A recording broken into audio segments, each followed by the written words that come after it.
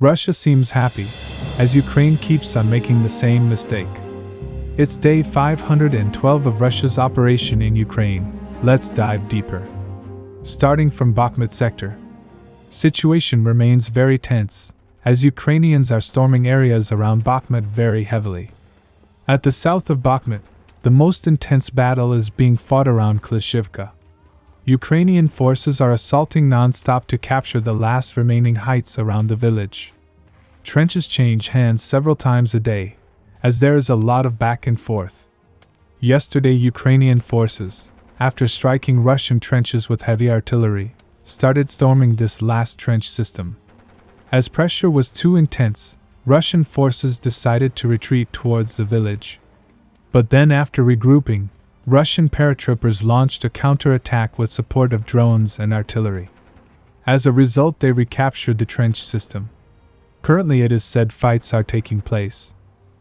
After they were pushed back, Ukrainians tried to attack from the south of the village. But here also, after capturing a couple of trenches, were pushed back soon after.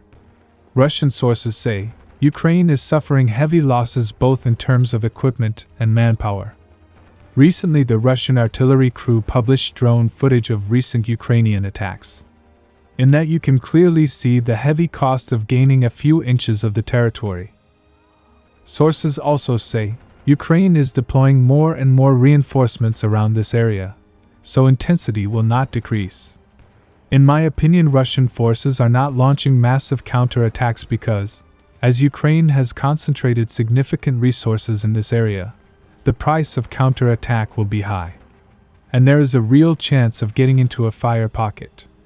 So they only launch localized counterattacks. At the northwestern areas of Bakhmut, Ukrainian forces are storming, but not as heavily as Klishchiivka. As per latest report, Ukrainian forces, after getting pushed back from the outskirts of Recaptures, are focusing their attacks on Yahidny. As per reports of Russian sources, they did find very little success. But the relatively big success came from around Vasilivka. According to the Russian source, after recent attacks, they were able to capture some trenches around the road. But Russians have launched a localized counterattack, so the exact front line change cannot be confirmed. Now moving to Orikhiv sector. After doing infantry assault for a week, Ukrainian armed forces once again decided to do mechanized assault. Russian sources reported that, as Ukrainians are very close to the village, they were tempted to use mechanized assault to gain a foothold in the village. So at night, Ukrainian forces, with help of Western equipment, launched a column attack towards the village. But as usual, they were hunted down by Russian artillery and ATGM crew. So the initial attack stalled, as they lost a couple of Western equipment. After evacuating their wounded, they regrouped and tried one more time. Around early morning, they launched mechanized assault, consisting of 4 Bradleys and a couple of tanks. But Russians were ready, as they were expecting them. So as a result, they were able to destroy more Western equipment with help of FPV drones and ATGMs. Russian sources say foreign mercenaries are involved in these attacks. Currently, fights are taking place between infantry. Russians are using tanks to repel them.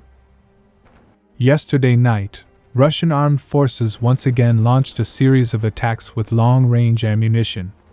Sources say various targets, including administrative and military, were hit. On the other hand, Ukraine also launched a drone attack on Crimea. Sources say various military facilities were hit. Recently, the Russian Ministry of Defense published a statement, which says, as the grain deal has ended, from July 20th, all the vessels sailing in the water of the Black Sea to Ukrainian ports will be treated as potential military targets. Subscribe for more frontline updates. Let me know your thoughts in the comments down below.